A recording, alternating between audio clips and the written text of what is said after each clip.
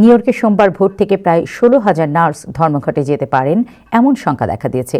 New ইয়র্কের প্রধান হাসপাতালগুলো এবং new York state nurses association রোববার মধ্যরাতে একটি চুক্তিতে পৌঁছানোর জন্য সময়সীমা বেঁধে দিয়েছে। যদি সেই সমঝোতা না হয় তাহলে প্রায় 16,000 নার্স সোমবার মন্টিফিওর মেডিকেল সেন্টার, মাউন্ট সিনাই হাসপাতাল, Mount Sinai morning side, Mount Sinai West এবং নিউ ইয়র্ক প্রেসবিটারিয়ান কলম্বিয়া বিশ্ববিদ্যালয় মেডিকেল সেন্টার থেকে কাজ ছেড়ে দিতে পারেন।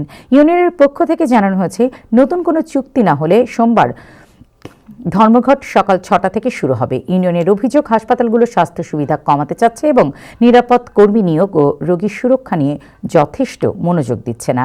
উদ্ভূত পরিস্থিতিতে নিউ ইয়র্কের গভর্নর ক্যাথি হোকুল উভয় পক্ষকে আলোচনার টেবিলে ফেরার আহ্বান জানিয়েছেন এবং জরুরি প্রস্তুতি নিশ্চিত করতে একটি নির্বাহী আদেশ স্বাক্ষর করেছেন।